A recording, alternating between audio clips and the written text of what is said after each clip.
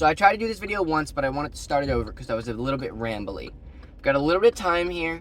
Got about 40 minutes. I might not fill that whole time with a video, but I like talking about important stuff, but I also like talking about D&D because it leads to a lot of important stuff.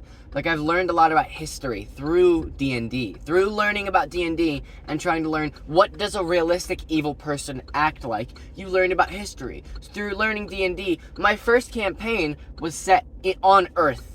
Like in if Earth was a fantasy place, right? So if all the gods and all the mythologies and all the stories that people were telling were at least mostly true, that's what I'm supposing about this.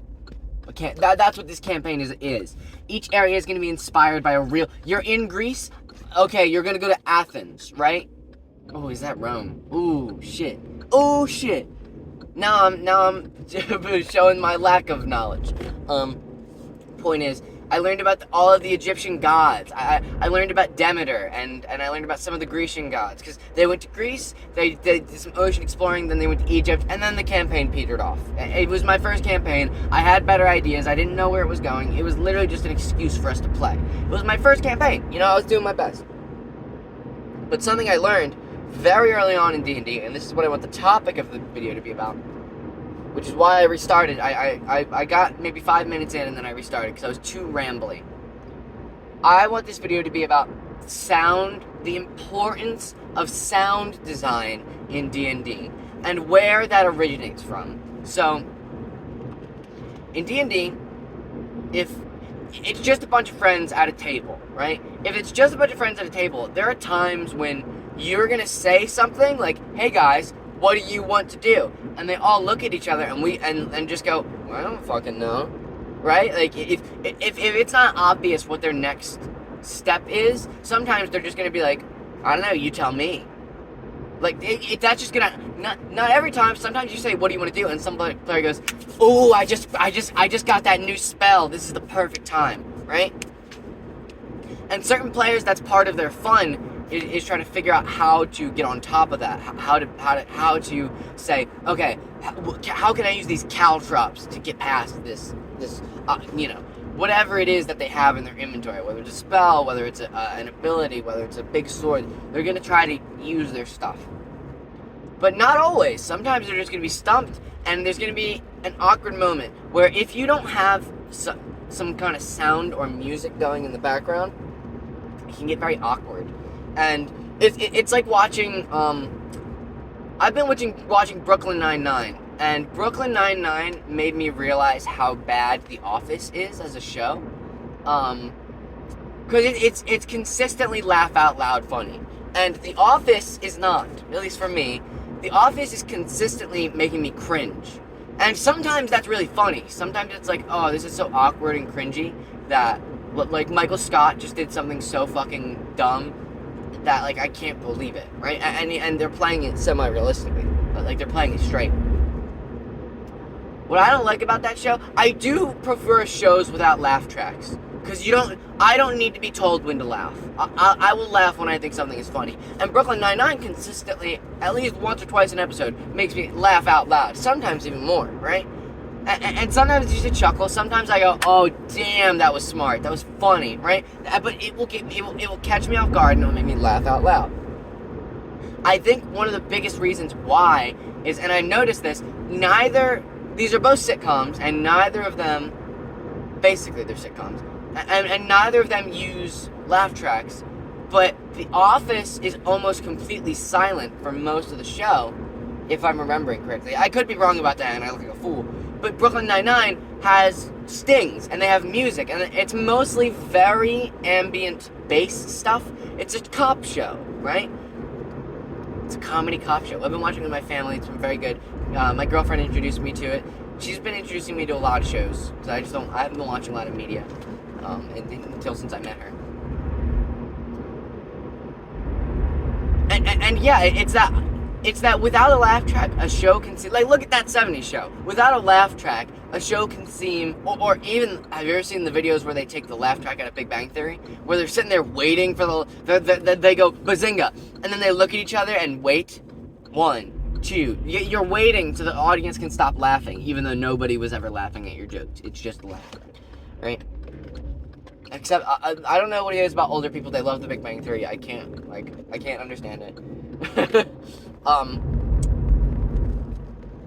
I think it's like it's the same way as people who are in the military can't really get behind a lot of military movies because the way that they're using the guns and the tactical formations they're taking are so ridiculous. It's the same like most of the people in my generation, at least they're not necessarily all nerds, but they at least have one nerd in their friend group, right? Instead of nerds being its own social clique, nerd is just like a type of, it's like an archetype, and it can fit in with any of the other social cliques now, right? Or at least for the most part. Even people on the football team are playing Call of Duty, right? Even people who are, I don't know. I really got off track here, and I'm bad about that. I'm bad about rambling. The whole point of this is when things can become silent, they can become very awkward, where people are just standing around now, and how you fill that is very important. You can't just fill it with anything. You can't just be like, my favorite song, Dream On, and then you play it, and your players are like, they can't even take a turn. Like, and that gets us to the first few rules of the sound design of D&D and why it's important. If you take So let's imagine that scenario where you say, all right, players, what do you want to do? And they all just look around. And they go, I don't know. And now there's this tension at the table. You will feel it inside your chest. Literally, you'll go, oh, that didn't work too well. I, as the DM, need to figure out a way to move this along, right? It will help you and the players if there is a ambient, is what I would call it, piece of music going on in the background. So let's say you're out in the streets of a city, right? You want to have something, it can literally have crowd noise in it. You can look up D&D ambient city sounds, and there will be at least 10 videos that are good for that, right? If you want to get more specific, I have stuff for, and that's the important thing, is the sound. Rule number 1, the sound needs to be ambient, right? And what I mean by that is it doesn't need to pull away the attention from the game. It just needs to fill up the background. It's background music. It's not foreground music. Unless maybe there's a reason why. All right, this time I'll play music that's a little bit more intricate, a little bit more something that you would listen to. But it's because they're in a tavern and there's a bard who's playing that music right now, right? You want to make them feel the music. Rule number 1. Oh my god, I'm so bad about this. Rule number 1. The music needs to match the environment, right? So if you're in the city, it needs to give you a city type of feeling. If you're in the sewers, it needs to give you a sewer type of feeling. If you're in hell, you need to make them feel like they're in hell through that music, because you can't just put on. My go-to is Skyrim Tavern music. It just plays some of the different ambient musics that play in the taverns. And because they're all background music, they're all very melodic, it gives a certain feeling where when the game is starting and I don't really know what area we're in, or if I just need to quickly switch to something, for most scenarios, it's gonna cut it, right? This piece of roadkill, it's so sad. It's a full deer. I wish I was strong enough to get out of my car and to move that thing off the road, but it's so messed up. If it was a fresh carcass, maybe, but that would be a lot of work. Sorry, I got a little distracted there. I think about roadkill a lot.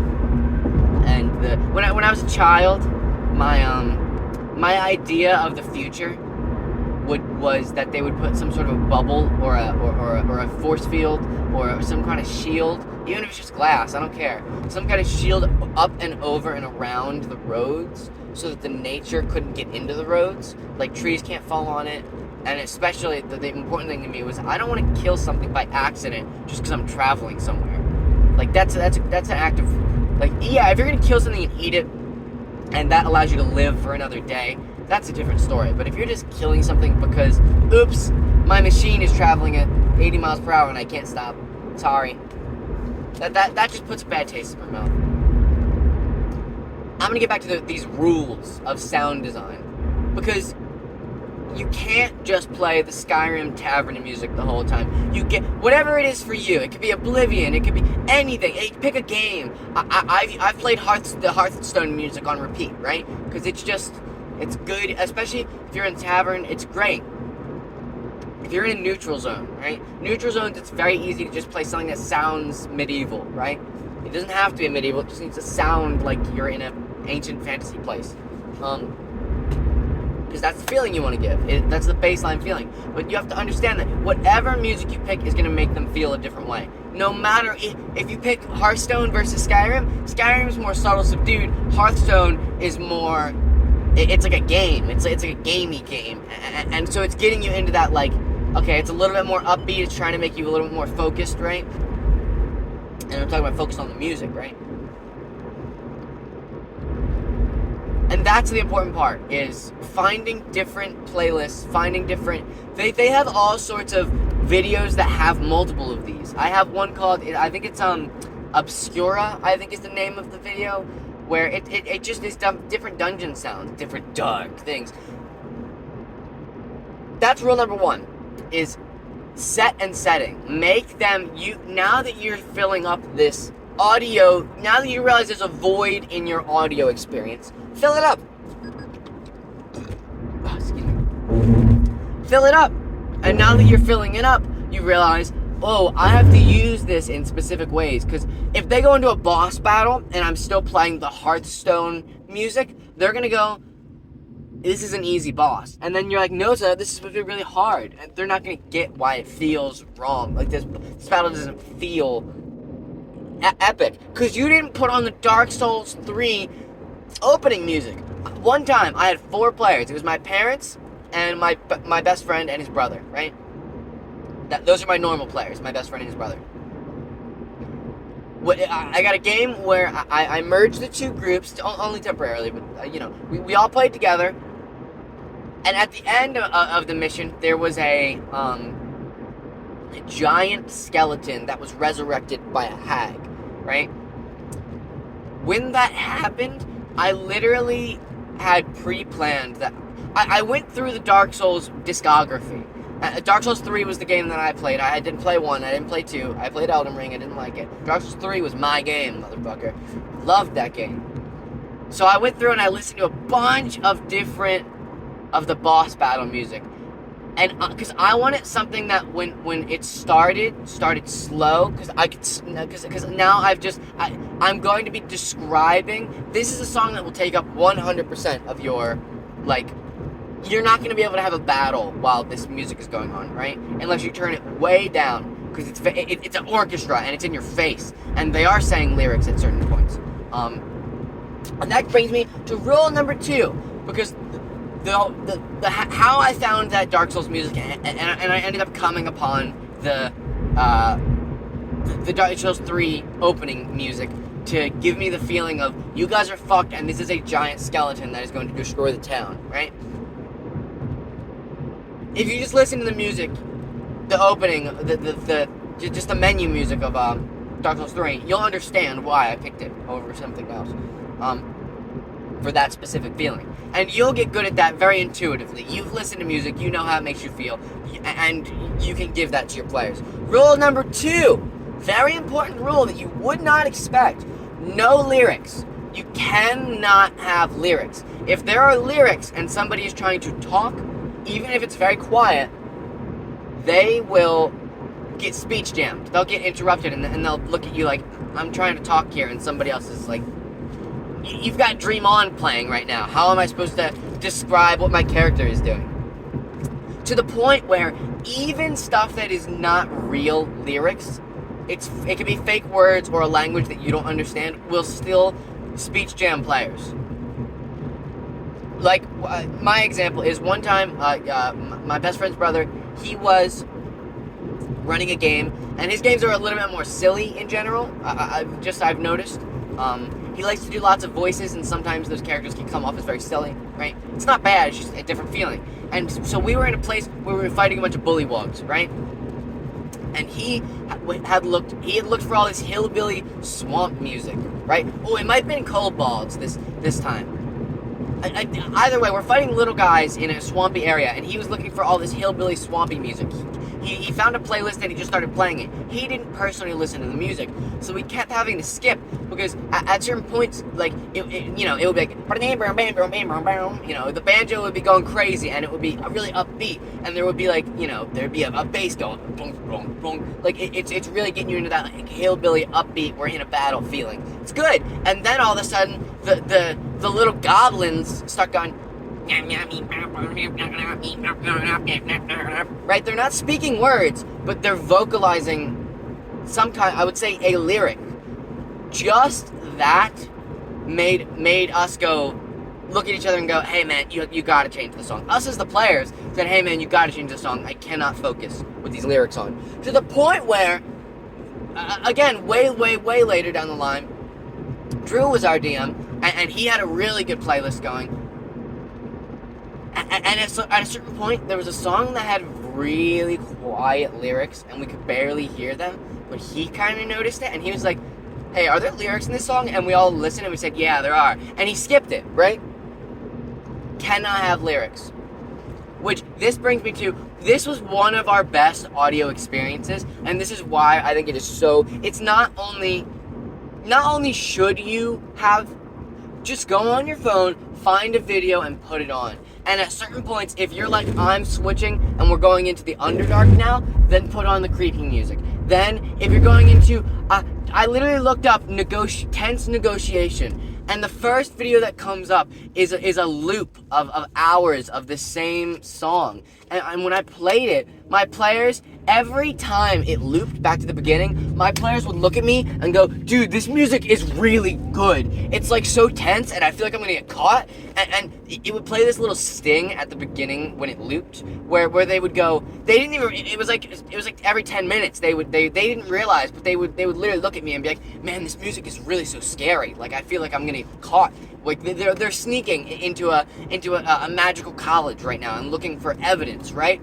And they're like really worried because of the music that I have playing. They would not be that worried if I had just made a description to them and the room was silent, and they're like, yeah, I'm kind of playing like a character right now, and it's kind of silly that it's like when you play a horror game and you realize, and you look at Slender Man and you realize he's a flat PNG, right? And you're like, I'm not scared of this guy anymore.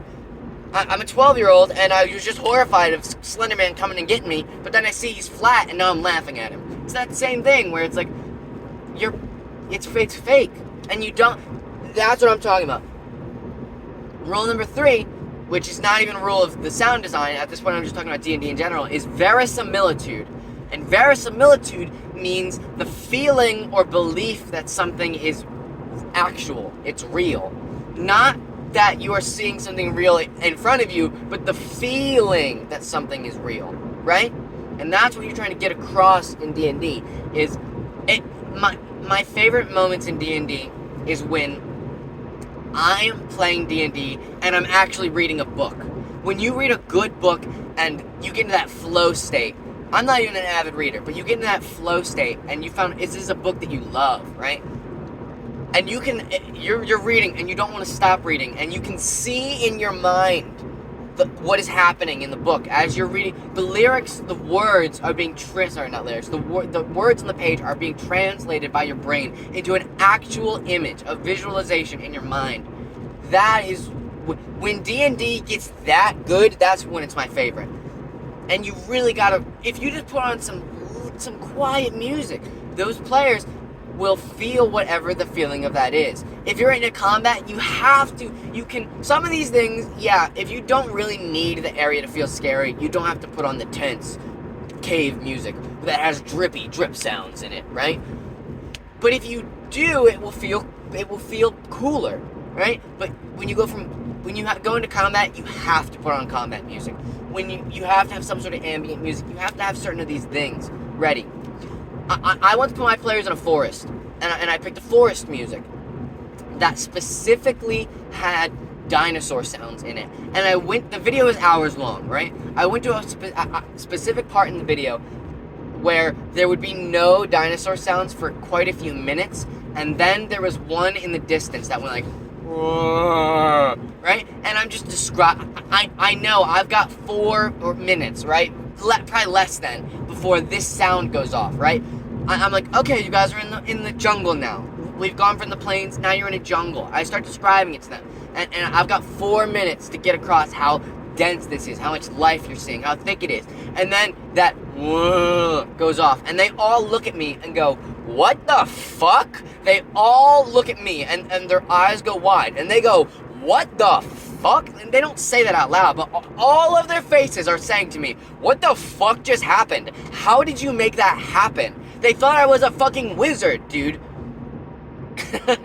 Like, and now they're like, shit, there's something bigger than us. They don't know what that sound is. There is something bigger than us in this forest. And when you reveal to them that there's a fucking dinosaur out there, they're gonna go, holy shit, it's a fucking dinosaur jungle! And that is D&D, motherfucker. That is why you must use sound design. It's because the amount of D&D that you can achieve through just a small amount of sound design will take you so far in your adventure of setting, making it feel like they're actually in the setting that you're describing.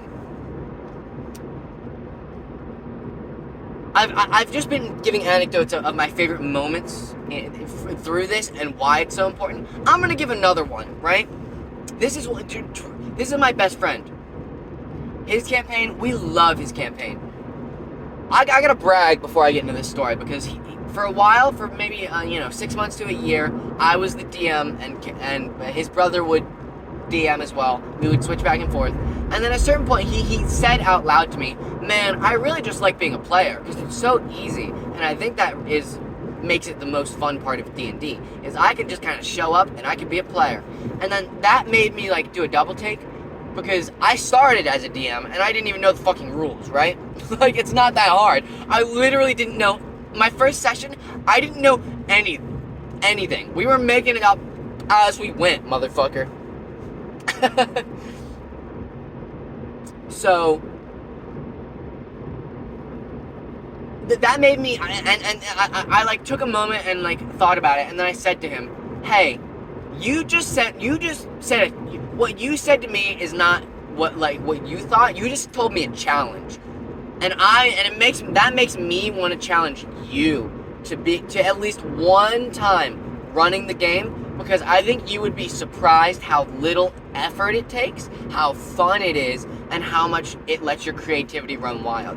And he kind of looked at me like, nah, man, I'm just be a player forever. For like 5 seconds. And then his expression softened and he went, okay, right? And then I sat down with him and I said, this is what you need, right? And I helped him. And I'm like, you need a PowerPoint. Like literally, you need like bullet points of what you have. You need a beginning, a middle, and end. And you need some fun ideas that you think your friends would like. That's really it. That's it, dude. Like, for your first session, you don't need to create items, you don't need to create weapons or enemies, or you don't have to come up with a crazy story. Just come up with a fun scenario that your friends can be in. And like, that's it. And now, he has cut to a year later. He has said to me, man, I wish I could DM every time, because I just like giving you guys that fun, like being a DM is a gift. Like you're giving a gift to your players. You put effort in to make it's also a gift to yourself, because you get to live your creativity. Whatever games that you're inspired by, whatever music makes you happy, whatever, you get to put that into your game, and you're tailoring that to the specific people who are showing up, because you know that when I put in Boblin the Goblin, these players are going to beat the shit out of him, and then he's going to cry, and then they're going to go, oh, come on, he's just a little guy, we got to save him, right? You know that about your players, and you make that for them. So now he is like, he's always trying to DM, and that made me feel so proud that I did that. Like, I made him understand that, like, hey, this game has a lot of different ways to play. Yes, being a player is fun, and he still is a player, right? But he by far prefers being a DM now. He loves it. He's asking us each time, hey, can I DM next time? I know you guys want to DM, but can I DM, please? You know? And this is where, this is what happened, right? We're in his game. His game is a worn, torn place, right? They just came out of a great war. And like a World War I style war, right? the one side has lost, and they are destitute. Like World War One, the Germans, they are so destitute. They have been so fucked over. As well as the whole catalyst for the setting is that it is an active apocalypse. Not Breath of the Wild is an apocalypse that happened 100 years ago, right? And that's what that setting is, right? You learn along the way. And it's all these people rebuilding from the ashes, right? This is an active apocalypse. It's not a zombie apocalypse. It's not a fucking asteroid hit the sky. But what has happened is so vast that it is so vast that it affects every part of the campaign. To the point. So what has happened is that he made it easy for himself, where he's like, I don't have to worry about continuity or universes or magic or things changing or God. I'm sorry, my phone heated up too much and I don't know when exactly it stopped. So I'm going to go back a little bit and I really want to brag about my best friend's game because it's so smart what he did. As a first-time DM, making it easy on yourself. He does not have to care about most continuity in his game. Whether it's magic items or how magic works or gods. There can be many sets of gods in his campaign. There can be many sets of people. Nobody even knows about these people. You never heard of a lizard man before. They didn't exist. His campaign is an active apocalypse where what has happened is multiple universes have collided. Like how galaxies collide in our universe, multiple universes have literally smashed into each other. So Kenneth, who is a player, and me, who is a player, come from two different separate universes that have our own magic, that have our own gods, that have our own history, our own world. It doesn't matter, right? But those universes they're now part of the same universe. As of like 3 months before the start of the campaign, that's what happened. And it's still happening. It's like the Big Bang. It's like new land is being created. Like, literally biomes are popping out of nowhere. The map makers are like stapling maps together and just drawing new, like, everything is crazy. I love it about his campaign, right? Where I'm gonna tie it excuse me. I'm gonna tie it back into sound design.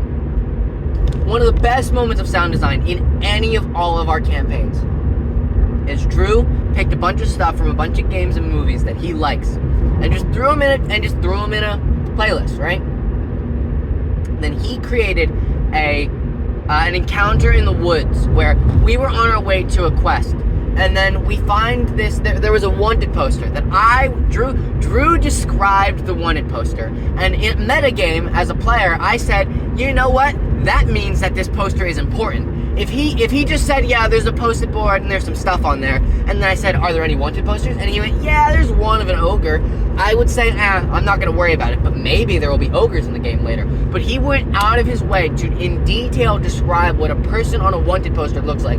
If your DM describes something in detail, write it in your notes, put a mental pin in that, it will be back. Like they are, or it is important, you should interact with it. That is why they described it, right? So my character literally cut down that wanted thing and took it with him. On the way to our quest that we're already doing, we find this guy in the woods. And there's a woman with him. He has a bag on his head. Only his eyes are showing. He's got one of those like classic, like a brimmed armored hat. You know what I'm talking about? Like it's a metal hat, but it's like a brimmed, right? Like that's and yeah, he was like some kind of deserter or psychopath, right? And he started playing this music. He made it through the music made us understand that this is a hard encounter. And this guy was a straight up murderer. He just kept trying to viciously murder Kenneth's character. He didn't attack me once, but he almost totally killed the other guy's character. And I'm a wizard. I'm like trying to cast spells. I'm trying to do things to get him off of this guy, and I can't. So like and it's getting scary, where like this guy, he does not care that I'm trying to kill him. He's like, I'm gonna kill this guy and then I'm gonna kill you, right? Drew made a really hard encounter where this guy, he's grappling. Like, it went from, like, I am, like, stabbing and fighting and sword fighting to, like, I'm just grabbing you and smashing you into the ground. It was so violent. Drew is so good at making things feel so violent when he uses his characters and describes what they're doing. Like, this guy is not just, I take a hit. I do a kick. No. He is, like, he's on the ground. We're trying to pry him apart. We pry him apart. He jumps right back on. No, you're not getting away from me. He doesn't attack me once. Kenneth is like, Kenneth is like, when I go down, you have to run. I'm not gonna run because he's just gonna stab you and you're gonna die. That is what we're working with. Like, this guy is a psychopath and we are in real danger, right?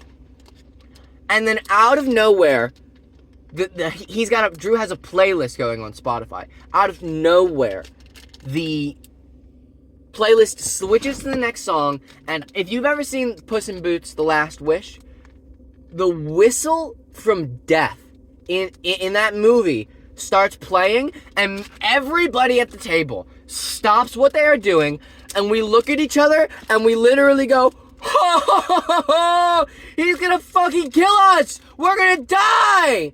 Like, I couldn't believe how in that moment, that was real life fate. That was real, like, the dice are fate, cause like, you roll a natural 20 in a moment where you need it, and it works, and you go, that's fate, right? The playlist played this in a moment where we were literally like, we are fucked. This is the scariest character that has come up in the campaign thus far. And we managed to kill him, thank God, because I never want him to come back. I've told Drew, he should come back as a demon. Like, literally, it was the scariest encounter. All because that fucking random playlist played, or whatever it is. Like, it was so scary in that moment. Like, oh, this is not Drew telling us we're fucked. This is the actual universe that all of us are in, not the game. This is the universe. This is God telling us we're fucked. And that is why you must use sound design in your games. Because if I hadn't had those moments, I wouldn't be gushing about D&D right now. Like, I'm gushing. Oh my God, I can't wait to play again so I can have another one of those moments, right? You must. It is not my game, I don't think I want to use sound design in my game. You have to. And here's something that you could do. If you're a DM and you feel like you've already got too much on your plate, talk to a player.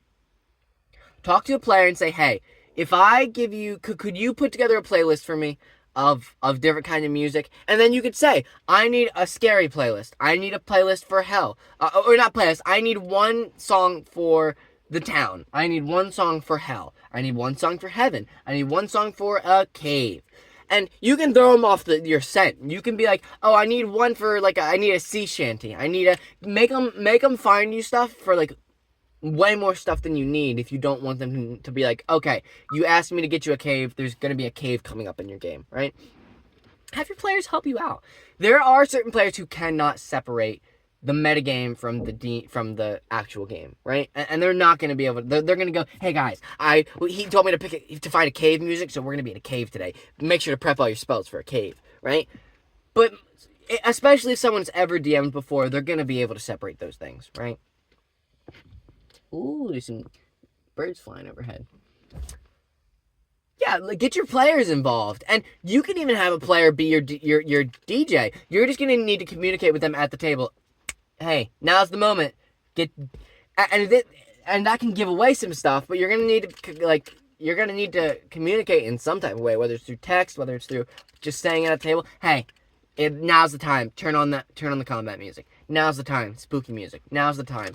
Or they can hand it to you, and you can still handle that. It's all about how much you think you can handle at the table.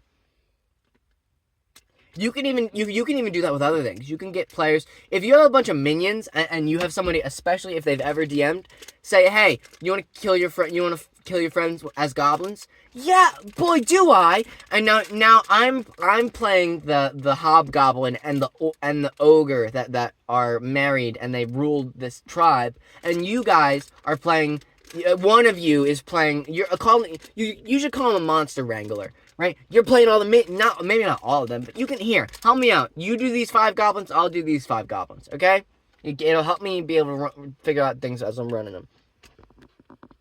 That's just some advice. I still need questions. I haven't got any views on these videos. Haven't got any comments. That's fine. I'm not worried about that. Eventually, someone will find these videos, and eventually they will get good enough that people will want to watch them and will want to comment. I need questions. I need to know what people are interested in seeing, right? Thanks.